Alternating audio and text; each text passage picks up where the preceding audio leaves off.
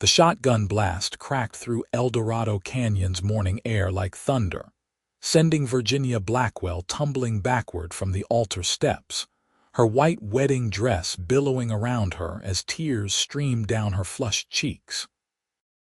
The year was 1874, and what should have been the happiest day of her 22-year-old life had transformed into a public humiliation that would scar the dusty Nevada mining town's gossip circles for years to come. "I won't marry her. Look at her," shouted Edmund Holloway, Virginia's fiancé of 8 months, as he tossed his shotgun to his best man. "A man has his reputation to think about. She's gotten even fatter since I proposed. I'd be a laughingstock." Virginia's sobs echoed through the small, whitewashed church as the assembled townsfolk gasped. Her mother rushed forward, attempting to shield her daughter from the cruel stares, but the damage was done. Edmund stormed out, followed by his family and friends, leaving half the church empty, and Virginia collapsed on the steps before the altar, her elaborate wedding cake and dreams equally destroyed. "Go on now. Nothing to see here," Reverend Taylor urged the remaining guests. "Give the poor girl some dignity, for heaven's sake." But dignity was in short supply as whispers cut through the church. Virginia had always been a larger woman, but in recent months, comfort eating born from wedding anxiety had added to her frame. Edmund, son of the wealthiest mine owner in Eldorado Canyon, had finally found his excuse to end a betrothal his father had practically forced upon him for business connections with Virginia's merchant father. As the church emptied, Virginia remained on the steps, her elaborate dress pooled around her, veil askew, mascara tracing black rivers down her round cheeks. She didn't notice the tall figure who remained standing at the back of the church, his worn leather boots making little sound on the wooden floor as he approached. "Miss, reckon you could use this," came a deep voice, gentle despite its roughness. Virginia looked up through swollen eyes to see a handkerchief extended toward her by a weathered, sun-bronzed hand. The man before her wasn't from Eldorado Canyon. She would have remembered him. Tall and broad-shouldered, he wore dusty trail clothes, his cowboy hat held respectfully at his side. His face was handsome but hardened by sun and experience, with kind eyes that showed no judgment or mockery. "These are the last sad ones," he said softly, kneeling beside her and carefully dabbing at her tears with the surprisingly clean handkerchief. "A woman deserves to cry on her wedding day, but only from joy, not from the cruel words of a fool." Virginia took the handkerchief with trembling hands. "You don't know me," she whispered. "No, madam," he agreed. "Name's Adam Prescott. Just rode into town this morning looking for work at the mines. Heard the church bells and—" He paused, offering a gentle smile. "Well, I've always been partial to witnessing happy occasions. Seems I came to the wrong wedding." Virginia laughed despite herself, a broken sound that seemed to surprise them both. "Virginia Blackwell," she said, trying to regain some composure. "Though after today, I suspect I'll be known as the fat girl who got left at the altar for the rest of my life in Eldorado Canyon." Adam's expression hardened. "A man who'd treat any woman that way doesn't deserve the title of man at all," he said, his voice carrying a conviction that made Virginia look up at him more carefully. "And if that's how folks around here think, then maybe this town deserves better citizens." Virginia's mother reappeared at the church door, flanked by Virginia's father, whose face was crimson with rage and humiliation. "Virginia, come along," her mother called, voice tight with controlled emotion. "We're going home." Adam helped Virginia to her feet, strong hands gentle on her arms. As she gathered her dress, he spoke quietly, for her ears alone. "Miss Blackwell, I suspect today feels like the end of everything. But I promise you, it's just the beginning of something true instead of something false. and that's worth waiting for." Before she could respond, he placed his hat back on his head, nodded respectfully, and stepped aside so she could join her parents. Virginia clutched his handkerchief, the only spot of kindness in a day of cruelty, and walked with as much dignity as she could muster down the aisle and out of the church. Behind her, Adam Prescott watched, his jaw set with determination. He had come to Eldorado Canyon seeking work, but something told him he'd found a purpose far greater than gold or silver could offer. The Blackwell home sat on the eastern edge of town, a respectable two-story structure that reflected Herbert Blackwell's success as the town's primary supplier of dry goods and provisions. Inside, Virginia sat at her dressing table, still in her wedding gown, staring at her reflection with hollow eyes. Her mother had helped her remove the veil but had then retreated downstairs, where raised voices indicated her father was deep in argument with someone. Virginia barely recognized herself. The bright, hopeful young woman who had awakened that morning had vanished, replaced by someone with puffy eyes and a look of defeat. She took stock of herself, the round face, the full figure that her wedding dress had been specially designed to flatter. Edmund's words rang in her ears. "She's gotten even fatter." Tears threatened again, but Virginia was startled by a knock at the front door downstairs. The voices fell silent, and then came the heavy tread of her father's footsteps. Curious despite her misery, Virginia moved to her bedroom door, opening it slightly to hear. "Mr. Blackwell, I understand this is an intrusion, but I wanted to express my sympathies for today's unfortunate events." It was Adam Prescott's voice, formal yet warm.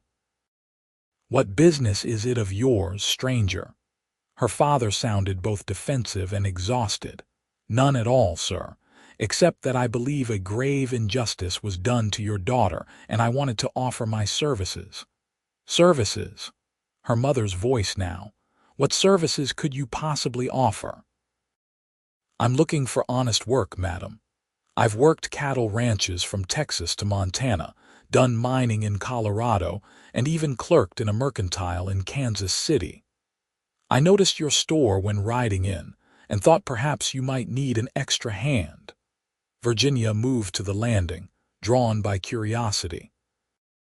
From her vantage point, she could see Adam standing in the doorway, hat in hand.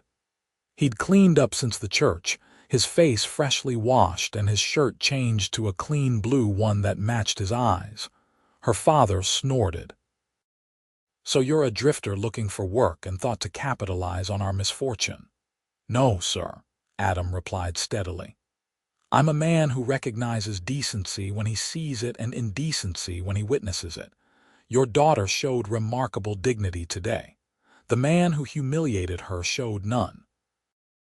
I'd be proud to work for a family with such strength of character." Virginia's heart skipped a beat at the unexpected compliment. Her father seemed equally caught off guard. "Well," Herbert cleared his throat, "I could use help with some heavy inventory that arrived yesterday. Previous clerk left 2 weeks ago, headed to California. Said there was more opportunity there." "Their loss is my gain, then," Adam replied with a slight smile. "When would you like me to start?" "Tomorrow morning, 6 sharp," her father said, his business sense evidently overcoming his suspicion. "But I'll warn you, this town will be unbearable with gossip for weeks. You might find yourself associated with our family's situation." "I've weathered worse storms than town gossip, Mr. Blackwell." As they discussed wages and lodging, Virginia retreated to her room, her mind spinning. The handkerchief Adam had given her still sat clutched in her hand, and she looked down at it now, noticing the simple app embroidered in one corner. She carefully folded it and placed it in her jewelry box before finally beginning to remove her wedding dress, the dress she'd never wear again. Despite everything, as Virginia prepared for bed that night, Adam Prescott's words echoed in her mind. These are the last sad ones." She wasn't sure she believed him, but for the first time since collapsing on the altar steps, she felt something other than despair. It was a tiny spark, barely perceptible, but it was there nonetheless, the faintest glimmer of hope. Adam began work at Blackwell's mercantile the next morning as promised. Herbert was impressed with the man's strength, as he easily moved barrels of flour and crates of canned goods that had awaited unpacking. By midday, the storeroom was organized more efficiently than it had been in years, and Adam had moved to the front, familiarizing himself with the stock and prices under Herbert's watchful eye. Virginia had remained upstairs in the family quarters above the store, unwilling to face the town's prying eyes and whispers. But curiosity and boredom eventually overcame her embarrassment. Dressed in a simple blue gown, her hair neatly pinned back, she descended the stairs to the store's back room. "You've made remarkable progress," she said, surveying the newly organized shelves. Adam looked up from the inventory ledger he was reviewing, a smile lighting his face. "Miss Blackwell, good to see you up and about." Virginia felt her cheeks warm under his gaze. There was something about Adam Prescott that unsettled her, not in a frightening way, but in a manner that made her aware of herself as a woman, not just as the object of town ridicule. "I wanted to return this," she said, holding out his handkerchief, now cleaned and pressed. "And to thank you for your kindness yesterday." "Keep it," he replied. "Consider it a gift from a friend." "Are we friends, Mr. Prescott? We hardly know each other." "Sometimes strangers see us more clearly than those who think they know us best," he said, setting down his pencil. "Yesterday, I saw a woman of dignity and grace under terrible circumstances. I'd be honored to call such a person my friend." Before Virginia could respond, the bell above the store's front door jangled, and her father's voice carried through, greeting a customer. Her stomach clenched with anxiety. "I should go back upstairs," she whispered, suddenly panicked at the thought of facing anyone from town. Adam stepped closer, his voice gentle but firm. "Miss Blackwell, sooner or later you'll have to face them. Why not on your terms, with your head high?" "You don't understand," she said, wrapping her arms around herself protectively. "The things they'll say." "Then let them say them," he replied, "and let them see that their words can't break you." Virginia hesitated, then squared her shoulders. "Very well, Mr. Prescott, but stay close." Adam nodded, his eyes showing admiration. "Like your shadow, Miss Blackwell." They walked together into the main store area where Mrs. Peterson, the banker's wife and Eldorado Canyon's most notorious gossip, was examining a bolt of fabric. The older woman's eyes widened at Virginia's appearance, her mouth forming a small O of surprise. "Virginia, dear," she said, her voice dripping with false sympathy. "How brave of you to be out and about so soon after your disappointment." Virginia felt her courage faltering but sensed Adam standing steadfast behind her. "Good morning, Mrs. Peterson.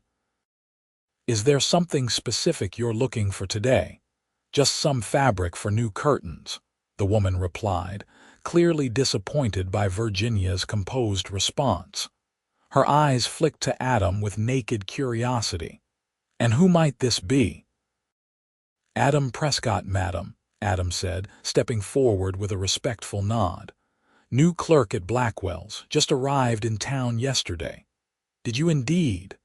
Mrs. Peterson looked between them with sudden understanding. "How fortunate for the Blackwells to find help so quickly." "Yes, we're quite pleased with Mr. Prescott's work already," Virginia said, forcing herself to meet the woman's gaze directly. "Now, about those curtains, we just received some lovely floral patterns that would suit your parlor windows beautifully." For the next half hour, Virginia assisted Mrs. Peterson with professional courtesy, ignoring the woman's thinly veiled attempts to extract gossip about the failed wedding and Adam's sudden appearance. Adam remained nearby, occasionally offering to carry bolts of fabric or retrieve items from high shelves, his presence a steady comfort. After Mrs. Peterson finally departed with her purchases and undoubtedly a head full of new speculation to share, Virginia exhaled shakily. "That was difficult. You were magnificent," Adam said quietly. "Handled her like a rattlesnake without spooking it." Virginia couldn't help the laugh that escaped her. An apt comparison. Mrs. Peterson's tongue is certainly as dangerous as any venom. "Virginia," her father approached, looking at her with surprise and what might have been pride. "I didn't expect to see you in the store today." "Mr. Prescott suggested it might be better to face things directly," she explained, glancing at Adam. Herbert studied Adam for a moment, then nodded. "Sound advice. And your mother would appreciate help with the inventory of ladies' goods that came in yesterday. Women's things I can't make heads or tails of." "Of course, father." As Virginia moved to help her mother, she felt lighter than she had since the disaster at the church. One small battle won, with Adam Prescott somehow serving as both her armor and her courage. Over the next 2 weeks, Adam proved himself invaluable to Blackwell's mercantile. His suggestions for inventory organization increased efficiency, and his friendly manner with customers, particularly the miners who appreciated dealing with a man who understood their work, boosted sales noticeably. Herbert, initially suspicious of the mysterious cowboy, gradually warmed to him. Virginia, too, found herself drawn to Adam's steady presence. Each morning she would come downstairs to find the stove already lit and coffee brewing, Adam having arrived early to open the store. He treated her with a respect that bordered on reverence, yet never with pity, and his occasional wry observations about the town's characters often made her laugh despite herself. One evening, as Virginia helped Adam close the store, she noticed him wincing as he lifted a heavy crate. "You're injured," she said, moving closer with concern. "Old wound acts up sometimes," he admitted, rotating his left shoulder carefully. "Took a bullet at Yellow Creek back in '68. Usually only bothers me when rain's coming." Virginia glanced out the window at the clear sky. "It doesn't look like rain. Trust me," he said with a small smile. "By morning you'll hear it on your roof." "Were you a soldier?" she asked, realizing how little she knew about him despite their daily interactions. Adam's expression shuddered slightly. "For a time. Confederate cavalry under Forrest. Then after the war, I rode with a Texas outfit pushing cattle north." He returned to stacking the crates, clearly uncomfortable with the subject. "I've made you uncomfortable," Virginia observed, helping him straighten merchandise on a nearby shelf. "I apologize for prying." Adam paused, then turned to face her. "No need for apologies. The war isn't something I'm proud of, but it shaped me, taught me what matters." His eyes held hers. "Taught me to recognize true worth when I see it." Something in his gaze made Virginia's heart beat faster. No man had ever looked at her that way, not even Edmund during their courtship. It was a look of genuine admiration, untainted by calculation or obligation. The bell above the door jangled, breaking the moment. Herbert entered, returning from a meeting with the town council. "Still at it, you two?" "Sun's nearly down," he observed, hanging his hat on the rack. "Virginia, your mother has supper waiting. Mr. Prescott, you're welcome to join us if you'd like." Adam shook his head. "Much obliged, but I promised Sam over at the livery I'd look at a horse with a troubled hoof." Another time, perhaps. After Adam departed, Herbert watched his daughter with knowing eyes. "He's a good man, that Prescott. Mysterious past, I suspect, but solid character." Virginia busied herself with the ledger, avoiding her father's gaze. He's an excellent employee." "Is that all you see when you look at him?" Virginia's head snapped up, her cheeks flushing. "Father," Herbert raised his hands defensively. "Just an observation. A father notices things, Virginia, particularly when his daughter smiles again after thinking she never would."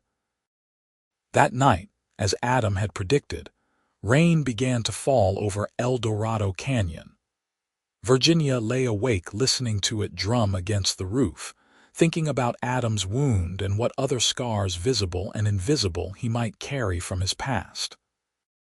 True to his word, Adam possessed an uncanny ability to predict the weather.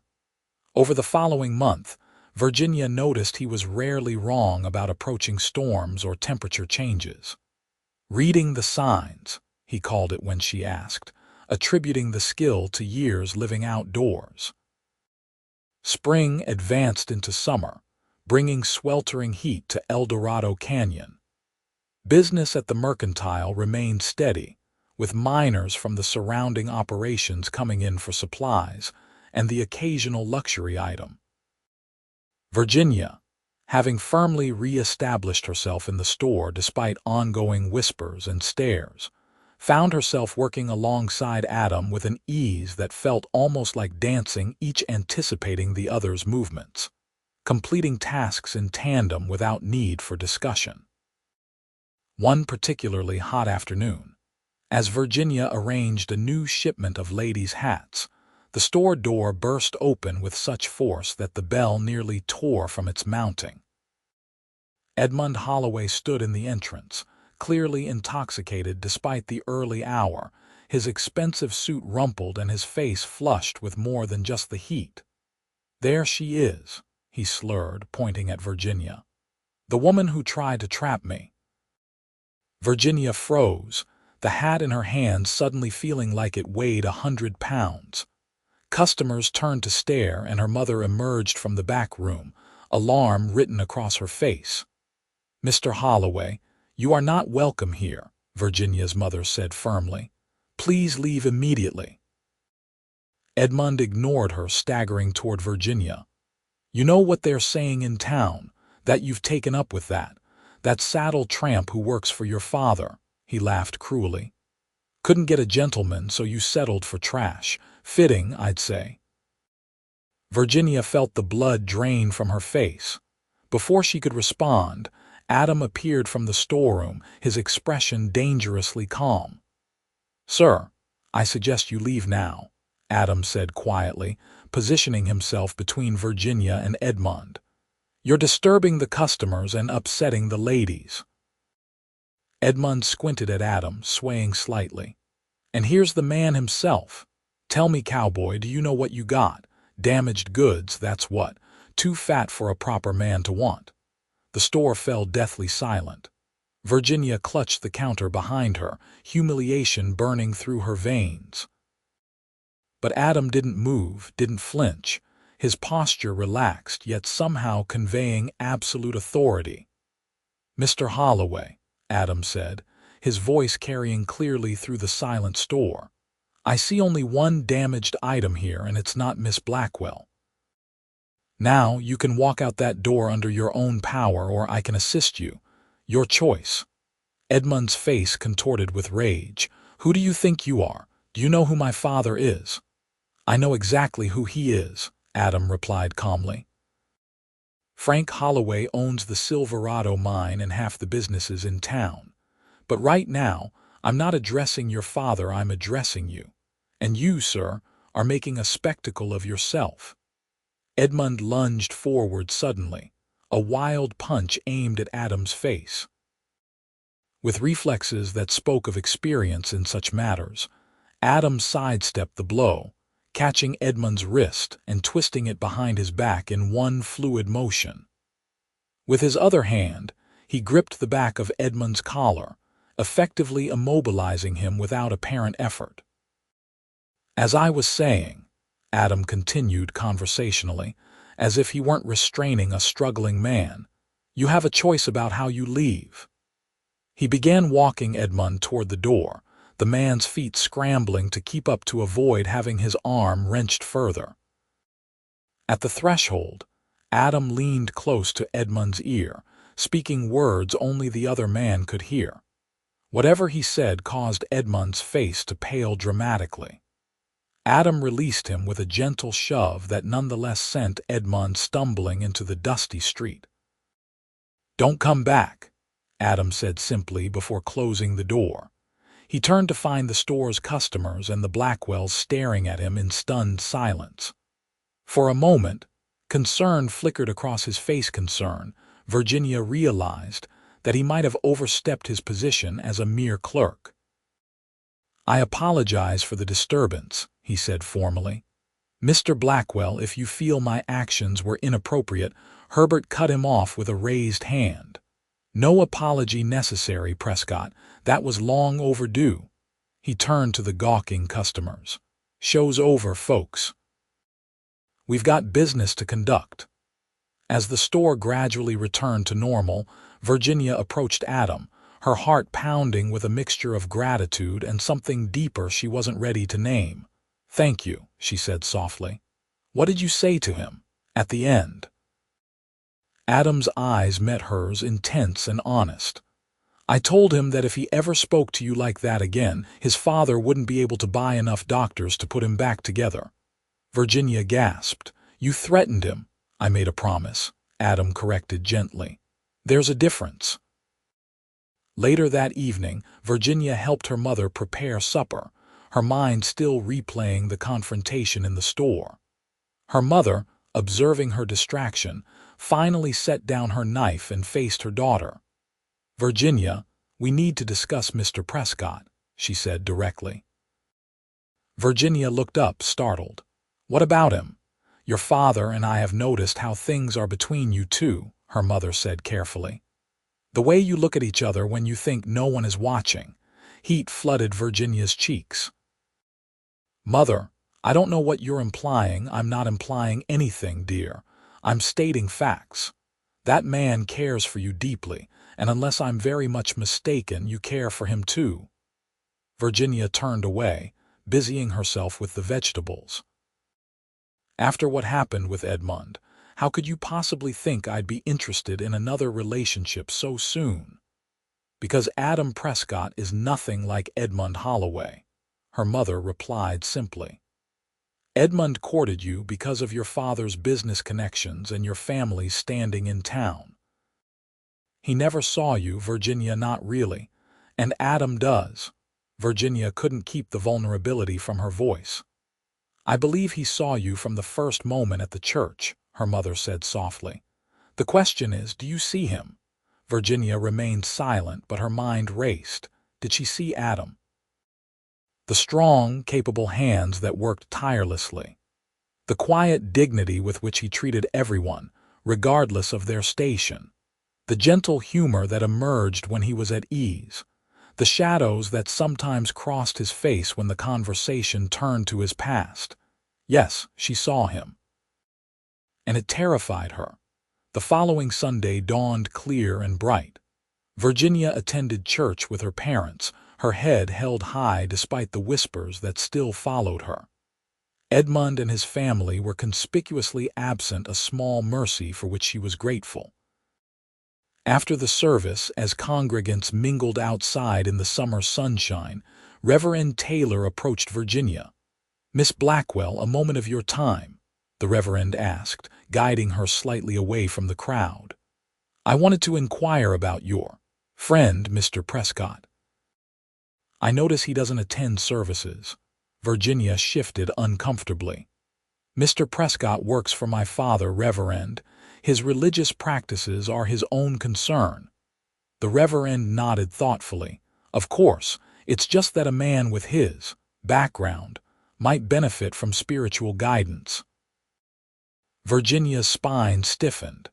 "His background? What do you mean?" "Only that men who have lived rough lives, particularly during and after the war, sometimes carry burdens that the church can help alleviate," the Reverend said smoothly. "I've heard rumors about his time in Texas after the war. Not all of them flattering." "Rumors are rarely accurate, Reverend," Virginia replied, her voice cooling. As I'm sure you've noticed from those circulating about me. The Reverend had the grace to look abashed. Touché, Miss Blackwell, I meant no offense. Mr. Prescott seems to be a positive influence at the Mercantile. I merely hope to extend the church's welcome to him as well. Virginia softened slightly. I'll mention it to him, though I suspect Adam has his own relationship with the Almighty. Don't we all? The Reverend agreed with a smile. Different paths, same destination, one hopes. As Virginia rejoined her parents for the walk home, she found herself wondering about those rumors.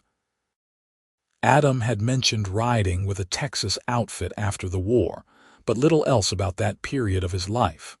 What had he done? Who had he been before arriving in Eldorado Canyon? She found herself with an opportunity to ask sooner than expected. That afternoon, Adam appeared at the Blackwell's door, dressed not in his work clothes but in clean trousers, a pressed white shirt, and a vest that, while obviously not new, had been well maintained.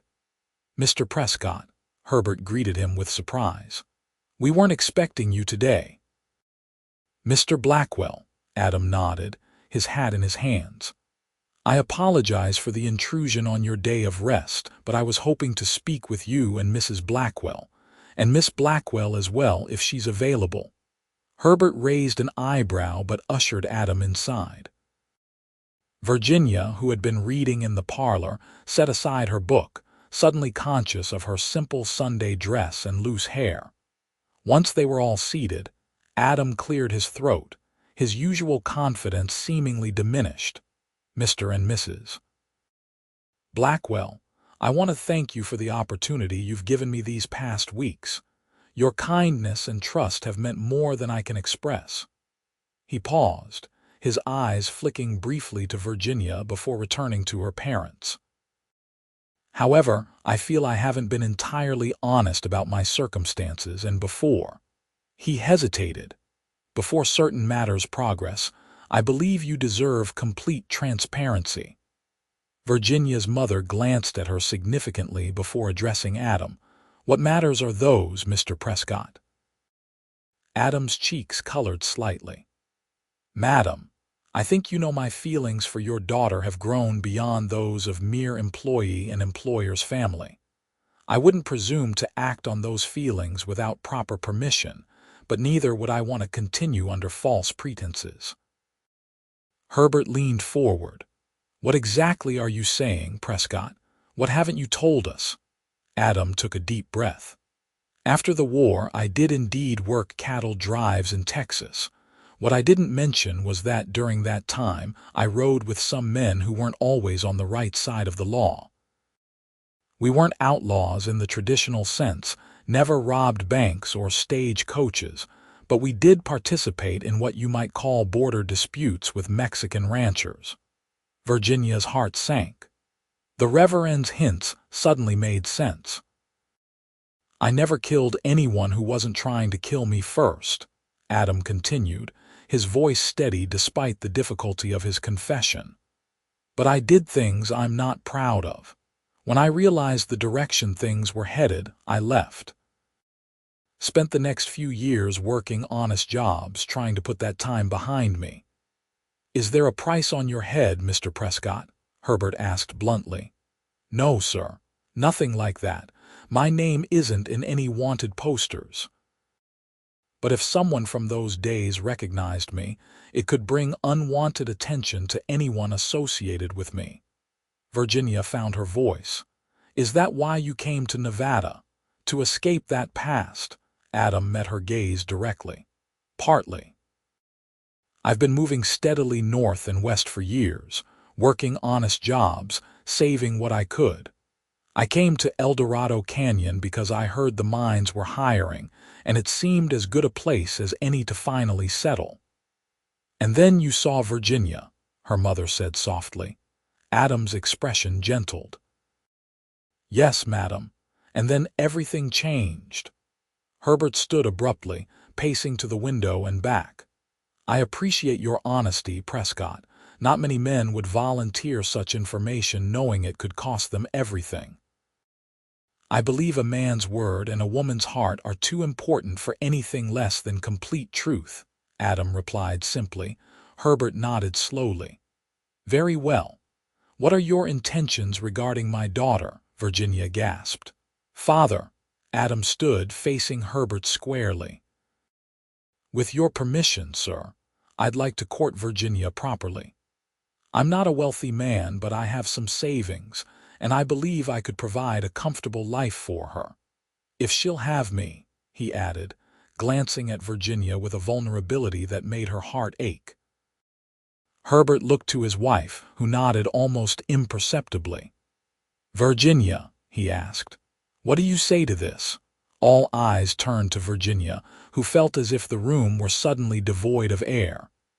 Adam Prescott, with his mysterious past and uncertain future, wanted to court her. After the public humiliation with Edmund, after all the whispers and stares, here was a man openly declaring his interest despite everything. She began, then faltered, overwhelmed. I need time to think. Adam nodded, disappointment evident in his eyes, though he tried to hide it. Of course. I understand completely. No, Virginia said suddenly, rising from her chair. I don't think you do understand. She moved to stand before him, summoning all her courage. Edmund courted me for 8 months and never once looked at me the way you do after knowing me for just weeks. He never defended me, never made me feel worthy or beautiful or strong. Virginia, Adam breathed, hope dawning in his eyes. Yes, she said firmly. Yes to your courtship, Mr. Prescott. Your past is your past. It's who you are now that matters to me. Herbert cleared his throat loudly. Well then, that's settled. Though I expect this courtship to be conducted with proper decorum, you're still my employee, Prescott. Yes, sir, Adam agreed, unable to contain his smile. You have my word. As summer stretched into early autumn, Adam courted Virginia with a tenderness and respect that the town of Eldorado Canyon couldn't help but notice. They were seen walking together after church, taking Sunday afternoon rides in the Blackwell's buggy, and occasionally sharing ice cream at the town's small confectionery. The gossip gradually shifted. What had begun as scandalous speculation about the poor fat girl and her mysterious cowboy evolved into something closer to grudging admiration. The way Adam looked at Virginia with unabashed adoration made it difficult for even the most critical tongues to maintain their spite. Virginia blossomed under Adam's attention. She had never been a meek woman, but the disaster with Edmund had shaken her confidence deeply. With Adam, she found herself laughing more freely, speaking her mind without fear of judgment, and even, to her mother's delight, taking more interest in her appearance. You've gained weight, her mother observed one evening as she helped Virginia prepare for a dinner with Adam. It wasn't said unkindly, merely as fact. Virginia tensed, automatically reaching to smooth her dress over her ample figure. I know. The dressmaker had to let out my autumn dresses. Her mother smiled, adjusting a pin in Virginia's upswept hair. It suits you. You look happy, healthy. Like you did before Edmund began criticizing your every bite. Virginia hadn't realized she'd been eating better, but it was true. With Adam, meals were pleasures to be enjoyed, not trials to be endured under scrutinizing eyes. He often brought her small treats from the store, a piece of imported chocolate, a ripe peach, a handful of nuts, offering them with such natural generosity that she accepted without the self-consciousness that had plagued her with Edmund. Adam doesn't seem to mind, Virginia said hesitantly. Her mother laughed lightly. Mind? Child, that man looks at you like you hung the moon and stars. I suspect he'd worship you if you were twice your size or half of it. Virginia blushed, but couldn't suppress a pleased smile. It was true. Adam never commented on her figure, except to compliment the way a particular dress enhanced her beauty, or to marvel at the strength with which she could move heavy merchandise in the store. One crisp October evening, Adam took Virginia for a walk after dinner, the setting sun painting Eldorado Canyon's modest buildings in golden light. They strolled to the edge of town, where the desert stretched vast and mysterious in the gathering dusk. "Beautiful, isn't it?" Adam said, gazing at the landscape. "Most people see only emptiness out there, but I've always found it full of life and possibility." Virginia studied his profile, struck as always by the quiet strength in his features. "Is that why you kept moving west, looking for possibilities?" "Partly," he admitted, "but I think I was also running away from what I'd been." He turned to face her, taking her gloved hands in his. "Until I found something worth stopping for." Virginia's heart quickened. In the months of their courtship, Adam had been respectful to a fault, their physical contact limited to occasional hand-holding and one chaste kiss on her cheek after a particularly pleasant evening. But something in his expression now suggested a turning point had been reached. "Virginia," he began, his voice low and earnest, "I've been saving every penny I could, adding to what I brought with me to Eldorado Canyon. Last week, I purchased a plot of land about 2 miles north of town. There's a small house on it, nothing fancy, but solid. Good water from a well and enough acreage for a modest ranch operation." "A ranch," Virginia said, surprised. "You're leaving the mercantile." "Not immediately," he assured her. "But eventually, yes. The land is my true calling, Virginia. I've worked enough cattle to know the business, and with the mines expanding, there's good money in supplying beef locally." He took a deep breath, then slowly dropped to one knee, still holding her hands.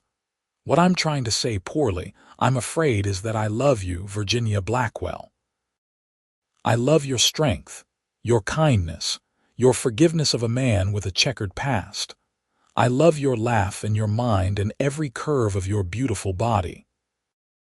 Virginia felt tears spring to her eyes as Adam reached into his pocket and withdrew a small ring, a simple gold band set with a modest diamond that caught the last rays of sunlight. "I'm not offering wealth or social position," he continued, his voice steady despite the vulnerability in his eyes. "Just my heart, my hands, and a future we would build together. Virginia, would you do me the tremendous honor of becoming my wife?" Time seemed to stop as Virginia looked down at this man, this complicated, honorable, tender man who had walked into her life on what should have been her wedding day to another. The contrast between Edmund's cruel rejection and Adam's wholehearted acceptance struck her with full force. "Yes," she whispered, then more strongly, "Yes, Adam, I will marry you." His face transformed with joy as he rose to his feet, slipping the ring onto her finger. Then, with exquisite gentleness, he drew her into his arms and kissed her properly, for the first time a kiss that spoke of reverence and passion in equal measure. Virginia responded with an enthusiasm that surprised them both, her arms winding around his neck as she surrendered to the happiness she had thought forever beyond her reach. When they finally parted, both breathless, Adam pressed his forehead to hers. "I promise you, Virginia, you will never cry sad tears at an altar again, only happy ones." News of their engagement spread through Eldorado Canyon like wildfire. Most townspeople offered genuine congratulations, though a few, particularly those closest to the Holloway family, were notably cool in their responses. Virginia found she cared little for their opinions. The approval that mattered most came from her parents, who had grown to respect and even love Adam over the months of his employment and courtship. Adam continued working at the mercantile while simultaneously preparing the small ranch he had purchased. On Sundays and evenings, Virginia often accompanied him to the property, helping plan renovations to the simple 2-bedroom house and learning about the ranching operation he envisioned. "It won't be easy at first," he cautioned as they sat on the porch one Sunday afternoon, sharing a simple picnic. Ranch life is hard work, especially when you're building from almost nothing. Virginia smiled, watching a hawk circle lazily overhead. I'm not afraid of hard work, Adam. I've managed inventory and accounts at the store since I was 16, and I'm stronger than I look. That you are, he agreed, his eyes warm with admiration. In every way that matters. They set their wedding date for December 15th, 1874, a time when the mercantile's business would be slower and the ranch work less demanding. Virginia approached her wedding preparations with a mixture of excitement and trepidation. The memory of her disastrous almost wedding to Edmund still haunted her, though she tried to push it aside. One afternoon in late November, as Virginia was examining fabric for her wedding dress with her mother, the store's bell jangled. She looked up to see Maureen Holloway, Edmund's mother, standing in the entrance, her expression unreadable. Virginia tensed immediately. She hadn't spoken directly to any of the Holloways since the altar incident, though she occasionally saw them at church or around town. "Mrs. Holloway," her mother said coolly, "how may we help you today?" Maureen stepped forward, clearly uncomfortable but determined. "I came to speak with Virginia, if I may, privately." Virginia exchanged glances with her mother, then nodded slowly. "We can speak in the back office."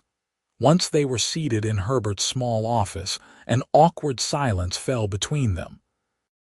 Maureen finally broke it, her hands twisting nervously in her lap.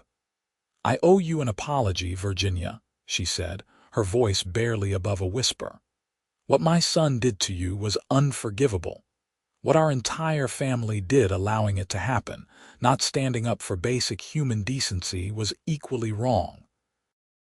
Virginia sat very still, stunned by the unexpected words.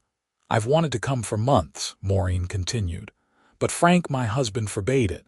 He and Edmund are cut from the same cloth, I'm afraid. Image and position above all else." She looked up, her eyes shining with unshed tears. "But I can't remain silent any longer, not after hearing about your engagement. You deserve happiness, Virginia. You always did." "Thank you," Virginia managed, her voice thick with emotion. "That means more than you know." Maureen reached into her handbag and withdrew a small package wrapped in tissue. "This belonged to my grandmother. I had always planned to give it to Edmund's bride, but—" She pushed the package across the desk. "I'd be honored if you would accept it." Virginia carefully unwrapped the tissue to reveal a delicate lace handkerchief, yellowed with age but exquisitely beautiful. "Mrs. Holloway, I couldn't possibly—" "Please," Maureen interrupted. "Let this be the beginning of healing, at least between us women. The men may hold their grudges, but we needn't perpetuate them." After Maureen left, Virginia sat for a long time, the vintage handkerchief in her hands. When Adam found her there an hour later, she told him of the unexpected visit. "What will you do with it?" he asked, examining the delicate lace. Virginia smiled thoughtfully. "I think I'll carry it at our wedding. Something old, as the saying goes, a reminder that even the deepest wounds can begin to heal." Adam kissed her forehead tenderly. "You continually amaze me, Virginia Blackwell. Your capacity for forgiveness puts mine to shame." As December arrived, bringing cooler temperatures and occasional dustings of snow to the high desert, wedding preparations intensified. Virginia's dress, a creation of cream-colored satin with delicate embroidery, hung in her bedroom, a daily reminder of approaching joy rather than past sorrow. Adam, meanwhile, had hired 2 experienced ranch hands to help prepare the property, purchasing a small herd of cattle and ensuring the house was weathertight and comfortable. 1 week before the wedding, disaster struck from an unexpected quarter. Virginia awoke to shouts and the acrid smell of smoke. Looking out her window, she saw an orange glow illuminating the pre-dawn darkness from the direction of Adam's ranch. Herbert burst into her room, already pulling on his coat. "Fire at Prescott's place. The hands rode in to alert us. Get dressed quickly if you're coming."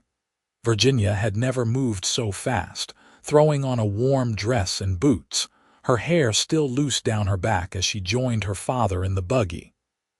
They raced toward the ranch, the sky growing lighter with both approaching dawn and the ominous glow of flames. When they arrived, the scene was one of controlled chaos. Adam and his ranch hands were working frantically with neighbors who had come to help, using buckets and blankets to battle the flames that engulfed the small barn. The house, thankfully, appeared untouched. Virginia jumped from the buggy before it fully stopped, rushing toward Adam. He turned at her approach, his face streaked with soot, eyes wild with exhaustion and what looked like fury. "Virginia, you shouldn't be here, it's not safe," he called, passing his bucket to another man. "What happened?" she demanded, looking at the devastation. "Someone said it deliberately," Adam said grimly. "Coal oil splashed all around the foundation of the barn, then lit. Must have happened around 3 this morning, if Jackson hadn't been sleeping in the bunkhouse and smelled the smoke." He didn't finish the thought, but Virginia understood the implications. The cattle, the feed, the equipment, all would have been lost. Herbert joined them, surveying the damage with a businessman's calculating eye. "Insurance should cover some of it," he said. "But who would do such a thing?" "You have enemies here, Prescott." Adam's jaw tightened. "Not that I know of, but this wasn't random."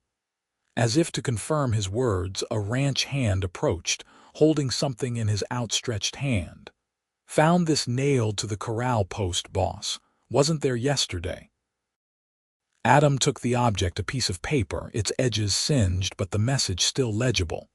Virginia read it over his shoulder, her blood running cold at the crude words. "Fat girls and rebel trash deserve each other. Get out while you can." "Edmund," Virginia whispered, her hand flying to her mouth. "It has to be." Adam crumpled the paper in his fist, his expression darkening dangerously. "If it is, he'll answer for it." "Adam, no." Virginia gripped his arm. "That's exactly what he wants, to provoke you into doing something that would give his father reason to have you arrested or run out of town." Herbert nodded grimly. "Virginia's right. This reeks of Holloway spite. Frank has been losing business since I terminated our supply arrangement with his mine after what Edmund did to Virginia. This could be their way of striking back at both our families. So we just let them burn down my livelihood," Adam demanded, frustration evident in every line of his body. "What's next, the house? The mercantile?" "No," Herbert said firmly. "We go to Sheriff Davis with this note and our suspicions. We rebuild better than before.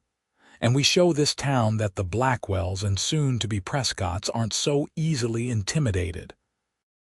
By mid-morning, the fire was extinguished, leaving the barn a charred skeleton against the winter sky.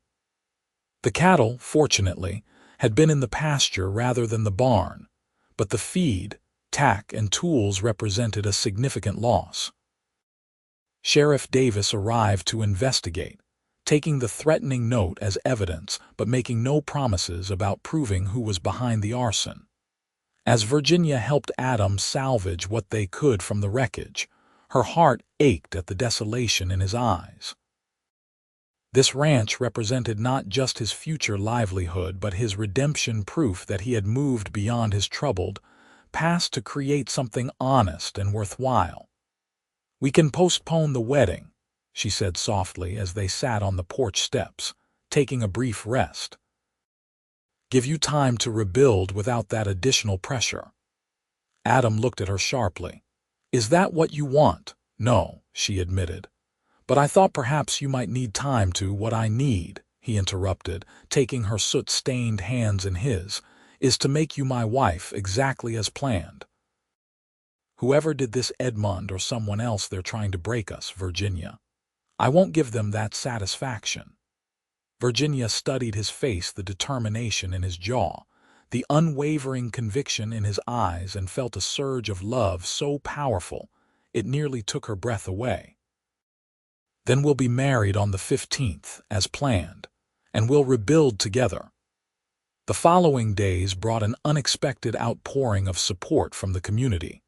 Ranchers from miles around, hearing of the suspected arson, donated hay and feed for Adam's cattle. The livery stable owner offered temporary storage for new equipment. Several miners volunteered their off days to help clear the burned structure and begin framing a new barn. Even Maureen Holloway made a quiet contribution, sending a handwritten note to Virginia with a generous monetary gift enclosed. "For your new home," the note read simply, with no signature, but Virginia recognized the handwriting. The sheriff, meanwhile, investigated the fire but found insufficient evidence to make an arrest. Edmund Holloway had been seen drinking heavily at the Silver Dollar Saloon until closing time the night of the fire, but no one could confirm his whereabouts after that. Frank Holloway, predictably, threatened legal action if accusations continued without proof. Despite these lingering tensions, wedding preparations continued. Adam, determined not to be defeated, worked from dawn until dusk at both the mercantile and the ranch, often returning to his rented room in town long after midnight, exhausted but resolute. 3 days before the wedding, Virginia insisted on accompanying him to the ranch, despite the bitter December cold. They stood together, surveying the progress on the new barn, the framework already standing, promising a structure larger and sturdier than the original. "It's going to be beautiful," Virginia said, slipping her arm through his. "Better than before." Adam nodded, some of the tension finally easing from his shoulders. "Yes, it will be, like everything else that's been tested by fire in my life." He looked down at her, his eyes softening. "Including us. Especially us," she agreed, pressing closer to his warmth. Adam's arm wrapped around her waist, drawing her against him. "Virginia, there's something I've been wanting to ask you, but with everything that's happened." "What is it?" "The house," he said, gesturing toward the modest structure that would soon be their home. "I know it's small compared to your parents' place in town, just 2 bedrooms, the kitchen and the front room. I've been thinking about adding onto it in the spring, maybe a larger kitchen for you, another bedroom." Virginia smiled up at him. "For children, you mean?" The flush that spread across Adam's cheeks had nothing to do with the cold. "Yes, if you want them." "I know we haven't discussed it specifically, but I want them," Virginia said softly. "Very much. However many we're blessed with." Adam's kiss was tender yet hungry, warming her despite the winter chill. When they finally separated, his expression was lighter than she had seen it since the fire, as if another burden had been lifted from his shoulders. 3 more days, he murmured against her hair. 3 more days and you'll be Mrs. Prescott." "I can hardly wait," Virginia replied, meaning it with all her heart. On the morning of December 15, 1874, Virginia awoke early, her stomach fluttering with nerves and excitement. Unlike her previous wedding day, there was no sense of doubt or obligation, only anticipation and joy, tinged with the natural anxiety of such a momentous occasion. Her mother helped her dress in the beautiful cream gown, arranging her dark hair in an elegant style adorned with small white flowers. As Virginia studied her reflection in the mirror, she barely recognized the radiant woman who looked back at her. Her cheeks were flushed with happiness, her eyes bright, her full figure beautifully showcased by the well-designed gown. "You look absolutely beautiful," her mother said, adjusting the veil. "Adam won't know what hit him."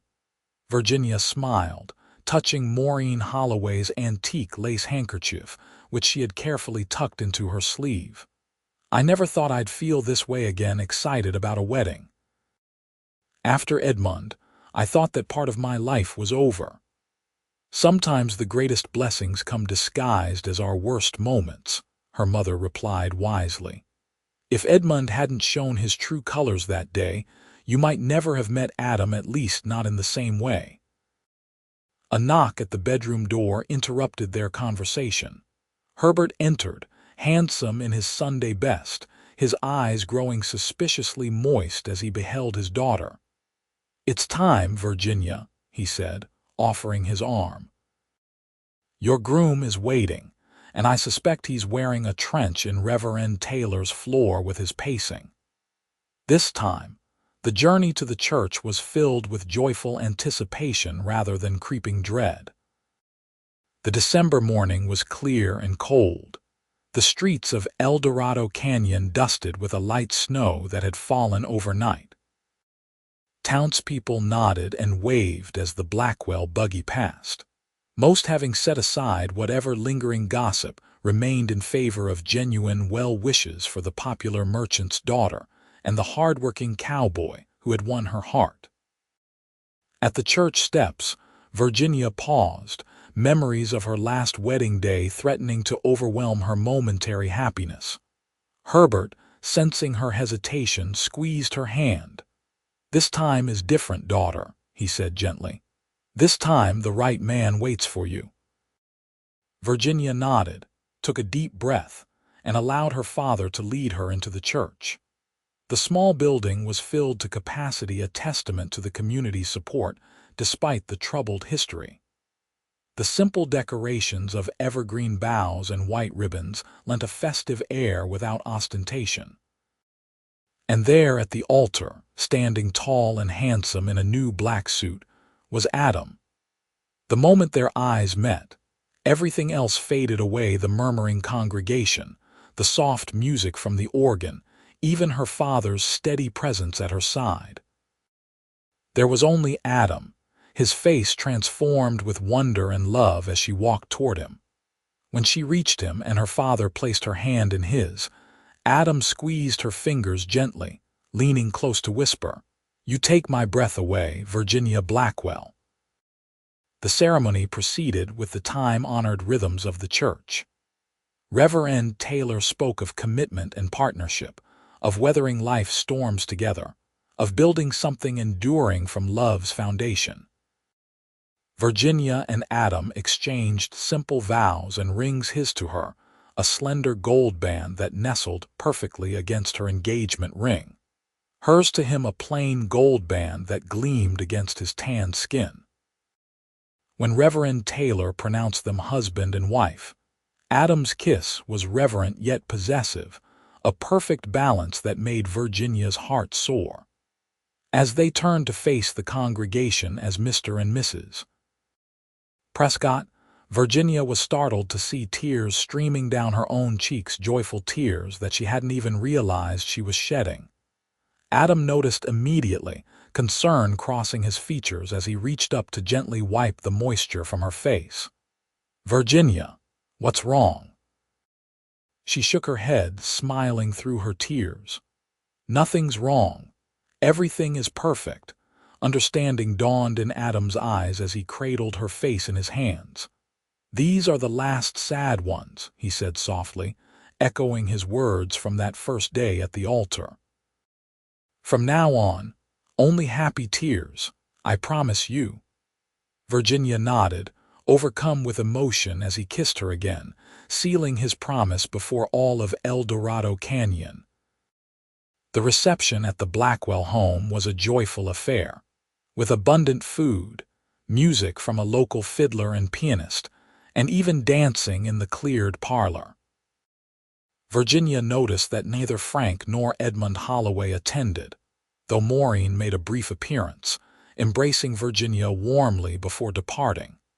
As evening approached, Adam led his new wife to the waiting buggy, decorated with ribbons and a hand-painted sign proclaiming, "Just married."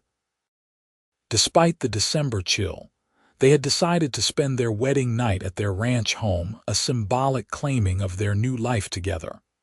The house, when they arrived, glowed with welcoming light. Adam's ranch hands had discreetly prepared it for their arrival, lighting lamps and the hearth fire, leaving a simple supper warming on the stove. When Adam lifted Virginia across the threshold, her heart swelled with the rightness of it all, this modest home that represented so much more than mere shelter. "Welcome home, Mrs. Prescott," Adam said, setting her gently on her feet but keeping his arms around her waist. "I love the sound of that," Virginia replied, smiling up at him. "Mrs. Prescott, your wife." "My wife," he repeated, wonderment in his voice. "I still can't quite believe it." His hand came up to cradle her cheek. "Virginia, before tonight goes any further, I need you to know something." "What is it?" she asked, suddenly nervous at his serious tone. "I meant what I said at the altar. These are the last sad tears you'll ever shed because of a man's cruelty or rejection. I can't promise life won't bring hardships. God knows we've already faced some, but I can promise that you will always be cherished, always be desired, always be respected in this house and in my heart." Virginia felt fresh tears welling, but these were indeed tears of happiness. "And you, Adam Prescott, will always be loved for exactly who you are, past, present, and future. The man who saw me when I was invisible to everyone else." Their kiss deepened naturally, the privacy of their own home freeing them from the constraints of public propriety. When Adam finally lifted his head, his eyes had darkened with desire, though his voice remained gentle. "Would you like some supper? Or perhaps to freshen up after the long day?" Virginia shook her head, surprising herself with her boldness as she took his hand. "No. I'd like my husband to show me our bedroom." Adam's smile was both tender and hungry as he led her down the short hallway to the bedroom they would share. The room was simple but comfortable, with a large bed covered in a handmade quilt, a dresser, and a small fireplace where a fire crackled cheerfully. Someone Virginia suspected her mother had placed a vase of winter evergreens on the dresser, their fresh scent mingling with the wood smoke. With infinite patience and tenderness, Adam helped Virginia out of her wedding dress, his reverent touches and whispered admirations vanquishing any self-consciousness she might have felt. In turn, she helped him remove his wedding suit, her hands trembling slightly with anticipation and nerves. Their first joining as husband and wife was everything Virginia could have hoped for, gentle yet passionate. Adam's concern for her comfort gradually yielding to mutual pleasure that left them both breathless and amazed. Afterward, as they lay entwined beneath the quilt, Virginia rested her head on Adam's chest, listening to the strong, steady beat of his heart. "Happy," he murmured, his fingers tracing lazy patterns on her bare shoulder. "Completely," she sighed, snuggling closer to his warmth. "You've given me back something I thought was lost forever, Adam." "What's that?" "Love, faith, in myself, in love, in the possibility of happiness." She raised her head to look into his eyes. "Thank you for wiping away those tears that day, for seeing something in me worth fighting for." Adam's arms tightened around her. "I should be thanking you. You gave a man with a troubled past a chance at a future. That's a gift beyond measure." As they drifted to sleep in their new home, the first night of their married life unfolding in peaceful contentment, Virginia knew with absolute certainty that Adam had spoken truth at the altar. The tears of that long-ago wedding day had indeed been the last sad ones. What lay ahead, the joys and inevitable challenges of building a life together, would be faced with the strength that comes from being truly, deeply loved. Spring came early to Eldorado Canyon in 1875. By March, the desert was experiencing a rare superbloom, with wildflowers carpeting the normally sparse landscape in vibrant purples, yellows, and reds. The Prescott Ranch, now sporting a completed barn larger and sturdier than the original, had begun to prosper under Adam's knowledgeable management. Virginia had adapted to ranch life with surprising ease. The skills she had honed in the mercantile, keeping accounts, managing inventory, anticipating needs before they became urgent, translated well to running a ranch household. She maintained a large vegetable garden, learned to make cheese from the milk of their 2 dairy cows, and even assisted with the cattle when extra hands were needed. Adam had kept his promise to expand the house, adding a larger kitchen with a proper pantry and beginning work on an additional bedroom. For the future, he would say with a meaningful smile whenever Virginia asked about his progress. Their life together had settled into a comfortable rhythm of hard work, punctuated by moments of simple joy, shared meals, evenings reading by the fire, and the passionate private hours that continued to deepen their bond as husband and wife. One warm April morning, as Virginia was gathering eggs from their small henhouse, she felt a wave of dizziness wash over her. Steadying herself against the doorframe, she took several deep breaths until the sensation passed. It was the 3rd such episode that week, accompanied by a persistent fatigue and sensitivity to certain smells that made cooking breakfast a challenge. Deep down, she suspected the cause, but hesitated to voice her hopes until she was certain. That afternoon, while Adam was out checking the northern pasture with the hands, Virginia rode into town to visit Dr. Matthews, returning home with confirmed news that filled her heart with elation and trepidation in equal measure. She prepared Adam's favorite meal for supper, beef stew with dumplings and apple pie for dessert. When he returned, dusty and tired from a day's work, but brightening as always at the sight of her, Virginia could barely contain her secret through the meal. Finally, as they sat on the porch watching the sunset paint the desert in gold and crimson, Virginia took Adam's hand and placed it gently on her still flat stomach. "Adam," she said softly, "we're going to have a baby. Around October, Dr. Matthews thinks." Adam went completely still, his eyes widening as he processed her words. Then, with a whoop of joy that startled the horses in the nearby corral, he lifted her from her chair and spun her around, mindful even in his excitement to be gentle.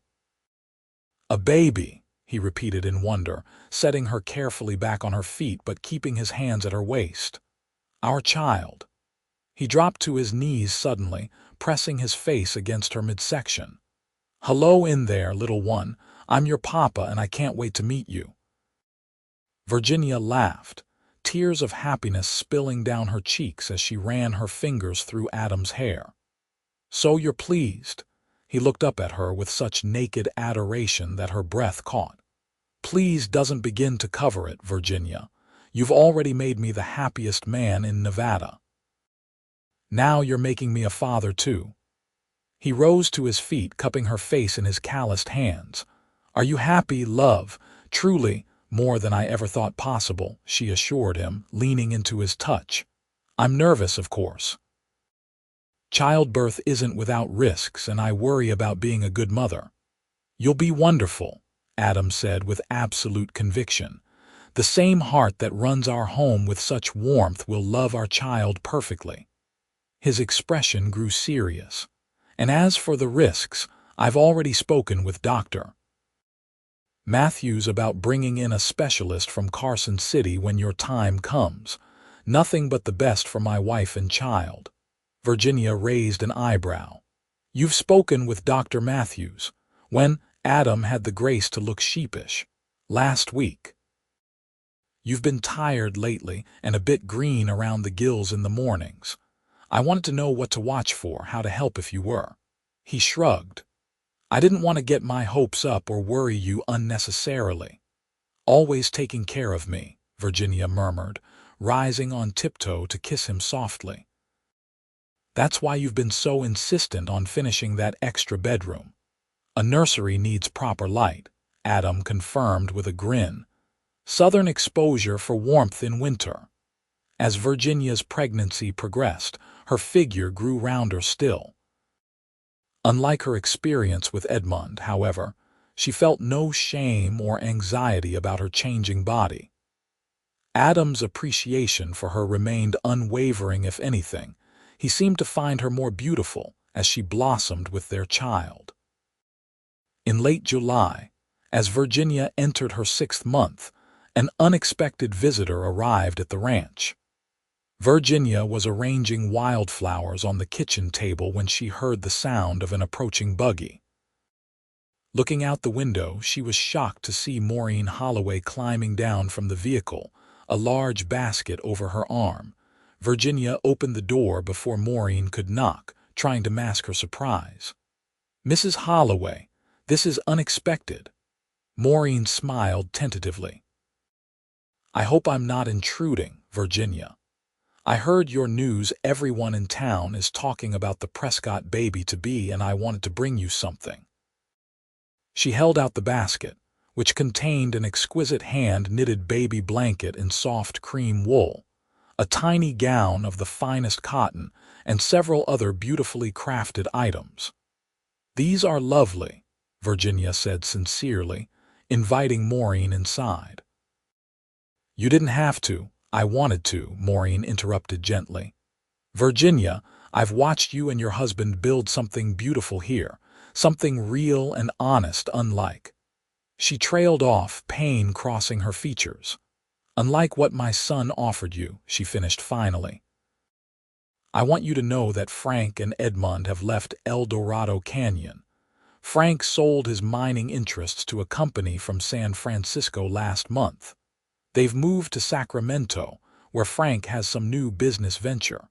She hesitated. "I chose to remain behind." Virginia set the basket down, stunned by this revelation. "You've separated from your husband," Maureen nodded, removing her gloves carefully.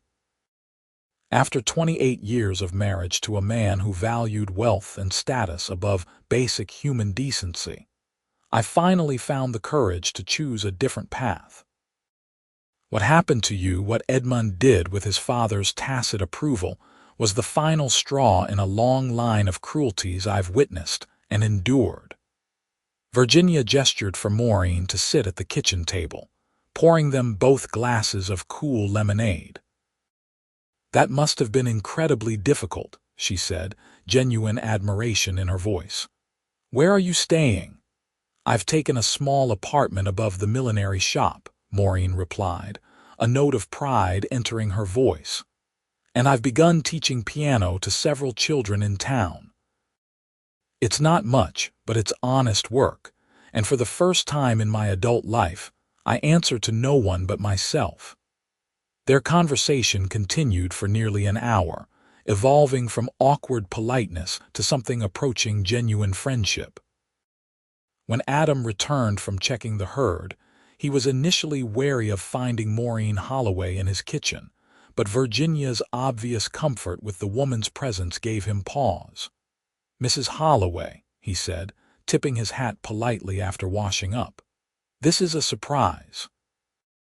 "Mr. Prescott," Maureen acknowledged, "I've just been admiring your beautiful home and hearing about your preparations for the baby.